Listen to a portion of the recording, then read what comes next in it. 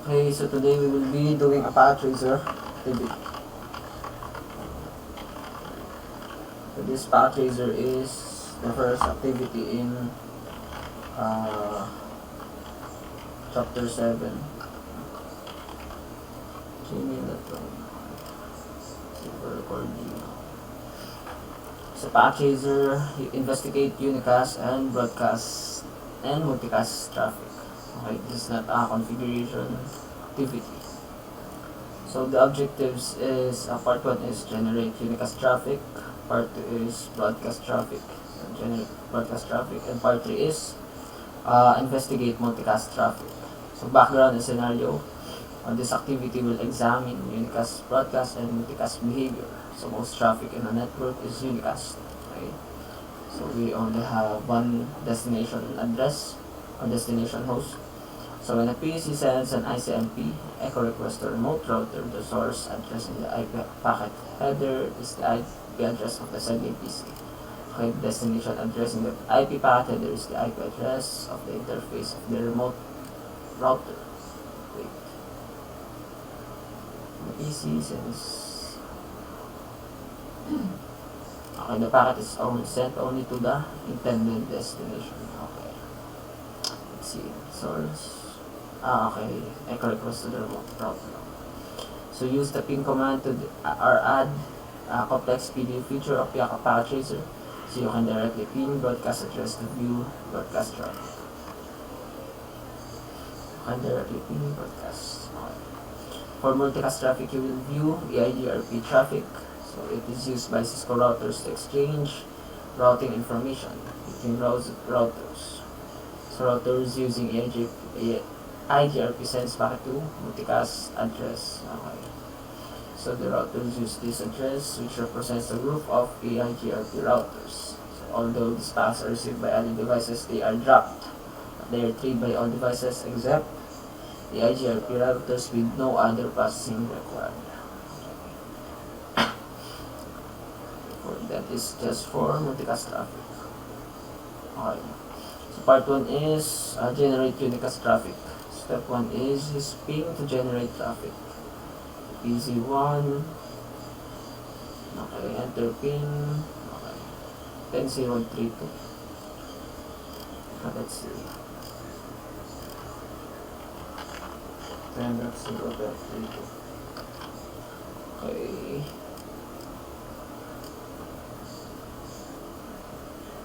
Time to live to 24. Where is it? Okay, so enter simulation mode. Click the simulation tab. To enter simulation mode, so click edit filters and verify that only ICMP and LJP events are selected. So click PC1, enter the pin. Okay, so simulation tab. So edit filters. Okay, we have the ICMP and AGRP in V6 is now set. Okay, click PC1, enter ping 1002. Okay. So we will be writing the command. Okay, we have the PDU there. So examine unicast traffic at PDU at PC1. So it's an ICMP echo request intended for the serial interface on router 3. So we have this interface here from router 3. So click capture forward repeatedly and watch while other request is sent to router 3. And okay. And the echo reply is sent back to PC. Stop when the first echo reply reaches PC1. Which devices did the packet travel through the unicast transmission? Okay, let's see. So goes to switch, goes to router, then the router. Okay, the interface of router. Okay.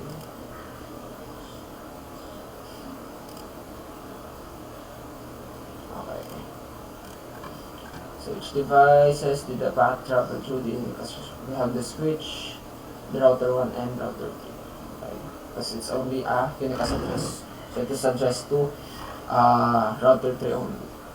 So in the simulation panel event list section, the last column contains a colored box, provides access to this one.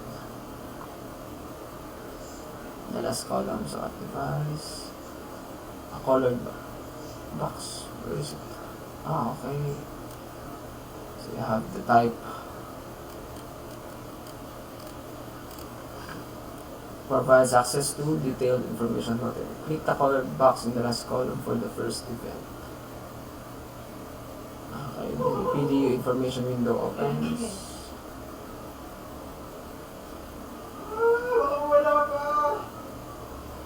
So the PDU information window opens. Okay, we have here. So what layer does this transmission start and run? So we have layer 3. No?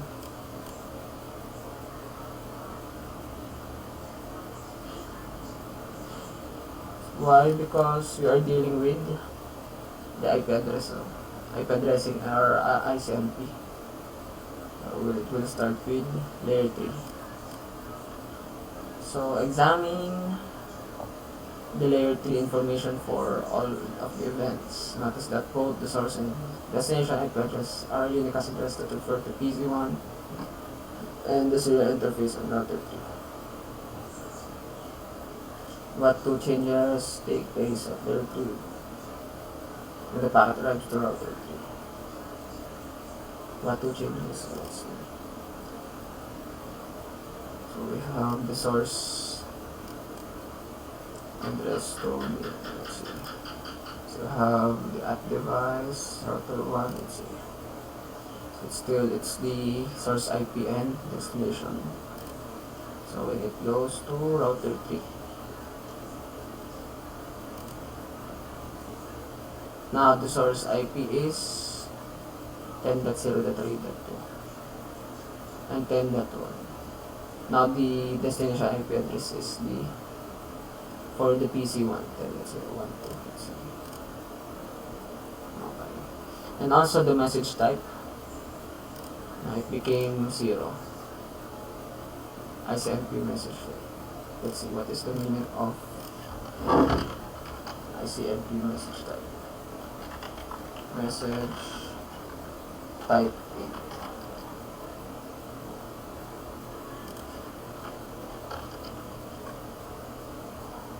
It's a IK request. Okay, ping request or ping reply. Ping request used with type 0 ping reply. For type 0, we have ping reply. So it's a ping reply. Okay, it's a reply. Okay. So meaning the PDU is now on the reply. Okay, we will reset the simulation. To generate broadcast traffic, so add a complex PDU. So click add complex PDU. So the icon for this is the right toolbar and shows an open envelope. So float the mouse cursor over the topology and pointer changes that envelope with a plus sign.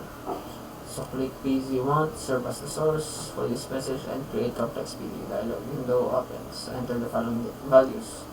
So we have the destination IP address, all 255, so it's a broadcast address. Sequence number is 1 and one shot time is 0. So within the PDU settings, the default for select applications is ping. What are at least 3 other applications available for this? What are the at least 3? Okay, let's see. First one, 2. Okay, we have ping, the DNS, finger, the FTP, HTTPS. Okay, we can use this. But we will using the ping. Destination IP address, it's broadcast address 255. Source, the sequence number is 1. One shot is 0. Okay. sequence number.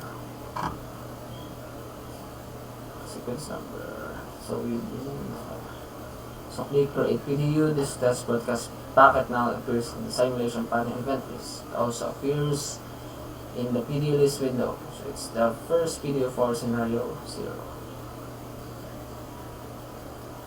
Let's see. What is for the sequence number? Oh, let's see. One shotgun cartridge. Okay, create PDU. Okay. So click capture forward twice, this packet sent to switch and then broadcasted to PC2 or PCT and router 1. Okay. So examine the layer T information for all of the events, notice the destination IP address is okay. This is all 255, so which is the IP broadcast address you configure when you okay. So analyzing the OSI model information, what changes occur? Layer 3 information of the out layers column at router 1, PC2 and PC2. First we need to 1 go to switch. Okay, so it's a broadcast address.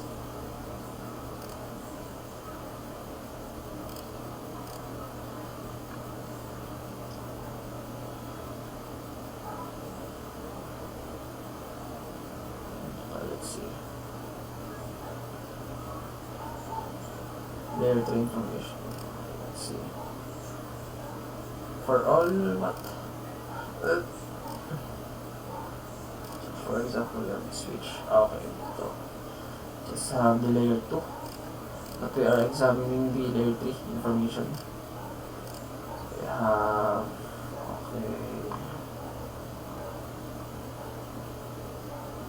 the out layers, source IP, destination, but the layers it is a broadcast address. Okay. In layers it is this.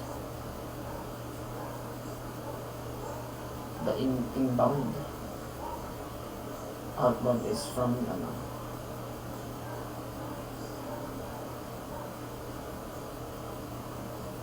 What is the IP of destination IP? What is the IP of this PC? PC2? Now we're on the PC now.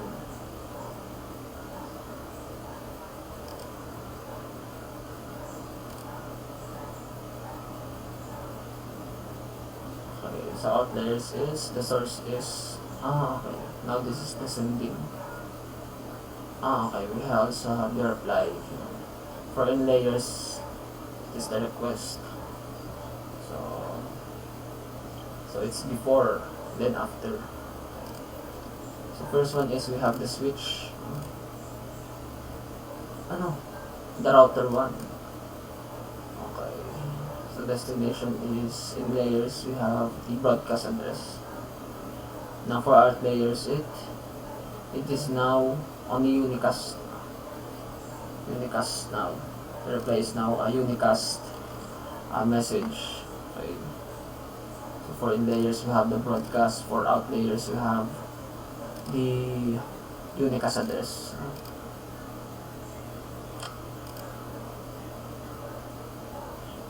Or what kills. So it now this device is now on Unicast reply. Click capture forward. Does the broadcast be ever forward on the router? Let's see. Okay, so it is not forwarded. So because the broadcast video is only on the broadcast domain, right? So it will not forwarded into the remote networks. So it is only forwarded locally on the devices included on the network. So after you are done examining the broadcast behavior, delete the test packet by clicking to after you are done this scenario 0. What? Deleting bullet scenario 0. Where's the delete? this one.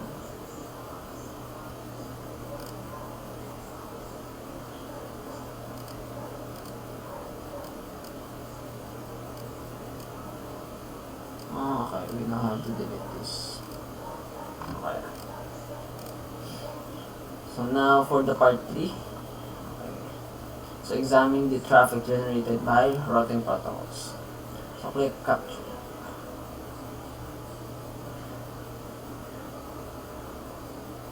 What? We already deleted. Let's see. So click capture forward. The RDLP packets are at 1 waiting to be multicasted out of each interfaces. Let's see.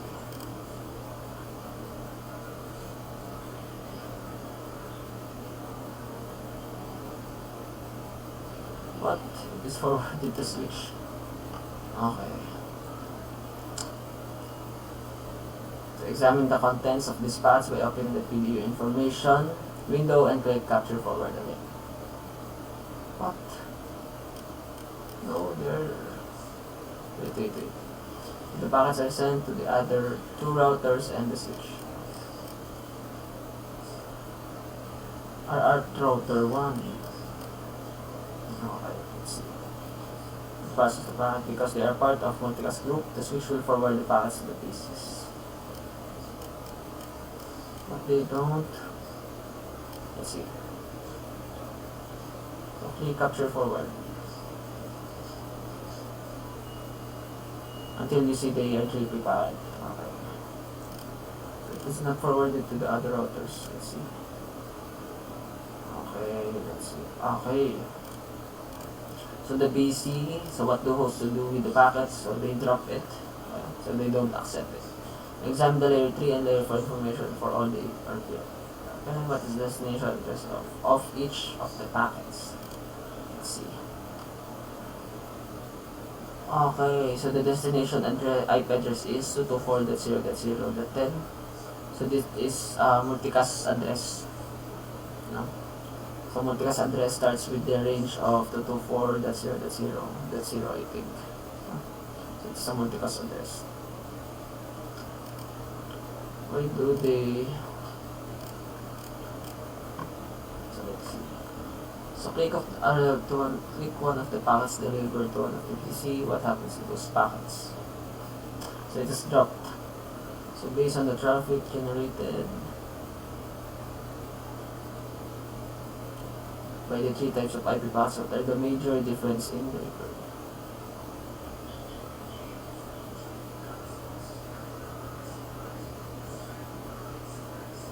Let's see. Okay, we now have the router 1. Okay. So multicast.